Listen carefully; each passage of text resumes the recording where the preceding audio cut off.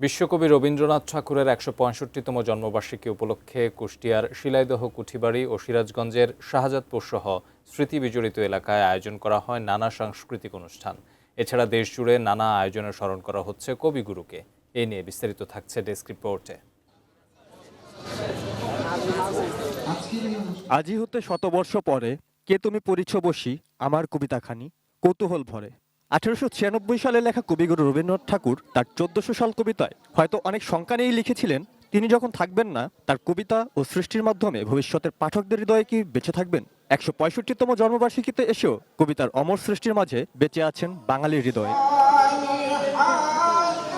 নওগাঁর পতিস্বরে রবীন্দ্রনাথ ঠাকুরের জন্মবার্ষিকীর আলোচনা সভায় স্থানীয় সরকার মন্ত্রী মির্জা ফখরুল ইসলাম আলমগীর বলেন, রবীন্দ্রনাথ ঠাকুর বিশ্ব মানবতার কবি। নাটক, গান সহ সব ক্ষেত্রে রবীন্দ্রনাথ ঠাকুরের অবাধ বিচরণ ছিল। কবিতা গানের বই থেকে তিনি নিজে ট্রান্সলেট করেছিলেন, যার ফলে তিনি সাহিত্যের নোবেল পুরস্কার পেয়েছেন। বিকেলে কুষ্টিয়ার শিলাইদহ কুঠিবাড়ির মূল মঞ্চে ৩ দিনের উৎসব অনুষ্ঠানের উদ্বোধন করেন সংস্কৃতি বিষয়ক মন্ত্রী নিতাই রায় চৌধুরী।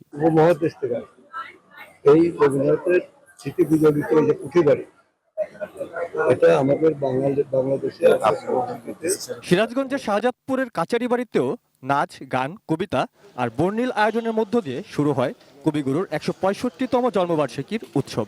এদিকে ভোর থেকেই রবীন্দ্র কাছারি বাড়িতে জড়ো হতে থাকেন বিভিন্ন শ্রেণী পেশার মানুষ।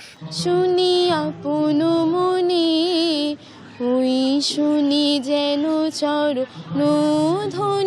এই কাছারি বাড়িতে বসেই তিনি রচনা করেন সোনার তরী, চৈতালি, ছুটি, সমাপ্তি, ক্ষুদিত পাষাণ, পোস্টমাস্টার সহ অসংখ্য কালজয়ী সাহিত্য। মূলত রবীন্দ্রনাথ ঠাকুর কিন্তু শাহজাদপুরে আগমন করেছিলেন জমিদারি কাজে। আমি মনে করি প্রতিটি বাঙালির মনেই কবিগুরু ধারণ করেন। বিকেলে খুলনার ফুলতলার দক্ষিণডিহি রবীন্দ্র কমপ্লেক্সে আয়োজিত অনুষ্ঠান ও লোকজ মেলার উদ্বোধন করেন আইনমন্ত্রী মোহাম্মদ আসাদুজ্জামান। রবীন্দ্র সাহিত্য অনুধাবন করার জন্য, অবগাহন করার জন্য, অনুভব করার জন্য বাঙালি হিসাবে, বাংলাদেশি হিসাবে আমার এই জন্ম সার্থক। আমরা চাই আগামী প্রজন্ম থেকে প্রজন্ম পর্যন্ত রবীন্দ্র সাহিত্য ছড়িয়ে পড়ুক। এছাড়াও ব্রাহ্মণবাড়িয়া, মানিকগঞ্জ, চুয়াডাঙ্গা সহ দেশের বিভিন্ন স্থানে কবির জন্মবার্ষিকী উপলক্ষে নানা আয়োজন করা হয়। Roni Hossain, desk report, ATN news.